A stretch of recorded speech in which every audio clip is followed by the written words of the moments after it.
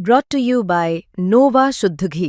जब जब खाए दिल खुश हो जाए, सदियों का नोवा शुद्ध देसी घी, सपना स्वस्थ भारत का।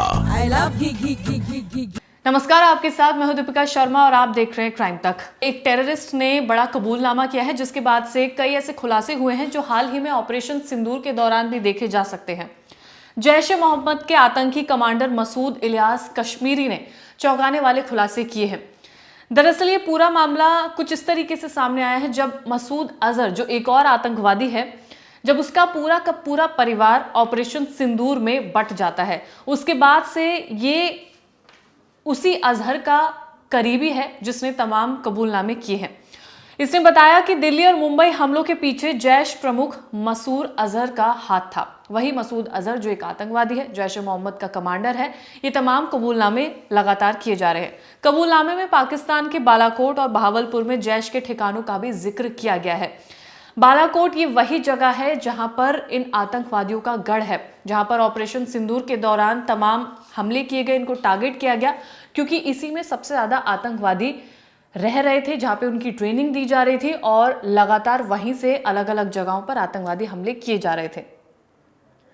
मसूद ने कहा कि बालाकोट की मिट्टी ने मसूद अजहर के मिशन को चलाने के लिए ठिकाना दिया था, यानी कि फिर से पाकिस्तान की पोल खुलती हुई नजर आती है। आतंकी मसूद ने अपने कबूलनामे में पाकिस्तान की पोल खोली। उसने बताया कि बहावलपुर के जैश कैंप में मारे गए आतंकियों के जनाजे में शामिल होने का आदेश सीधे GHQ यानी कि पाकिस्तानी आर्मी चीफ ने अपने जर्नल्स को दिया था। एक वीडियो लगातार वायरल हो रही थी ऑपरेशन सिंदूर के बाद, जहां पर जब आतंकवादियों के जनाजे उठ रहे थे तो उसमें पाकिस्तान आर्मी चीफ के कुछ लोग भी वहां पर नजर आ रहे थे, जो जनाजे के दौरान उस वक्त वहां पर खड़े थे। जिसके बाद से लगातार पाकिस्तान की जब पोल खुली थी तो सिर्फ वो भारत ने नहीं बल्कि दुनिया ने देखी थी। Inter services public relations director general ने भी बहावलपुर और जैश ए मोहम्मद के बीच के लिंक को दबाने की कोशिश की थी, यानी कि उस वक्त ये तमाम जो लिंक्स नजर आ रहे थे, तमाम जो आतंकवादियों के साथ रिश्ते नजर आ रहे थे पाकिस्तान के, उनको दबाने की कोशिश लगातार की जा रही थी। अब इसके बाद से ये कबूलनामा भी किया गया है कि जब से ऑपरेशन सिंदूर हुआ है तब से आतंकवादियों के मन में डर का माहौल है। वो इस तरीके से कि कमांडर के कबूलनामे से ये बड़ी खबर सामने आती है कि ऑपरेशन सिंदूर के बाद आतंकी समूह में काफी ज्यादा खौफ है। कमांडर ने खुले मंच से मिशन ए मुस्तफा के लिए अलग अलग आतंकी समूह को एकजुट होने की अपील की है। उसने कहा कि कुछ लोगों ने मिशन में शामिल होने से इनकार कर दिया है, लेकिन ये लोग फिर से लोगों को इकट्ठा करेंगे और जाहिर सी बात है, इकट्ठा करने के बाद आतंक ही फैलाएंगे। मसूद इलियास कश्मीरी ने कहा कि आज दुनिया में अगर कोई शख्सियत जंग की वजह बन रही है तो वो मसूद अजहर है। इसके अलावा ऑपरेशन सिंदूर के दौरान भारतीय वायुसेना की स्ट्राइक में जैश के आतंकी मसूद अजहर का पूरा परिवार टुकड़ों में बिखर जाता है। ये कबूल किया है मसूद कश्मीरी ने, यानी कि जो उसका कबूलनामा है ये उससे साफ होता है। इसके बाद पाकिस्तान ने भी तमाम कबूलनामे किए थे। 5 महीने बाद अजहर के करीबी मसूद इलियास कश्मीरी ने खुलासा किया है। इलियास का कहना है कि 7 मई की रात को मसूद का परिवार बहावलपुर में सो रहा था जब ये ऑपरेशन सिंदूर चलाया गया था। मसूद इलियास ने पाकिस्तान में एक रैली के दौरान ये बात कही, भड़काऊ भाषण किए। जाहिर सी बात है, इन आतंकवादियों की तरफ से और कुछ सोचा भी नहीं जा सकता है। इसके अलावा इलियास को मसूद अजहर का करीबी माना जाता है। मसूद के साथ इलियास भी युवाओं का ब्रेन वॉश करता है। NIA की सूची में इलियास भी टॉप सरगना यानी कि टॉप आतंकवादियों में इसका नाम शुमार होता है। अमेरिकी खुफिया एजेंसी ने 2010 में उसे ग्लोबल टेररिस्ट घोषित कर दिया था और उसी वक्त से, उसी दौरान से अलग अलग जगहों पर, अलग अलग देशों में ये लोग आतंकवादी गतिविधियों को अंजाम देते हुए आए हैं।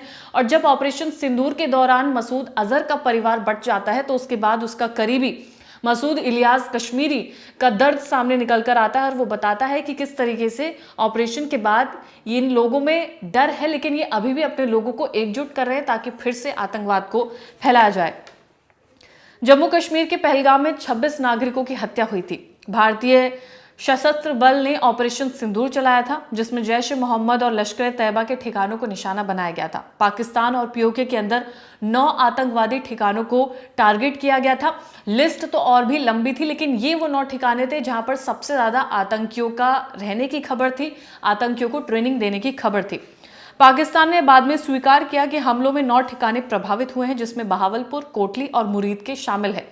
पाकिस्तान के 12वें सबसे बड़े शहर बहावलपुर को निशाना बनाया गया था, जिसमें यह बताया जाता है कि जैश-ए-मोहम्मद का मुख्य केंद्र है, जहां पर सबसे ज्यादा तादाद में आतंकवादी रह रहे थे, जिनका ठिकाना था, जहां से ट्रेनिंग हो रही थी और अलग अलग देश में आतंकवादी गतिविधियों फैलाने के लिए तमाम प्लानिंग इसी जगह से की जाती थी, जहां पर इसको टारगेट किया गया था।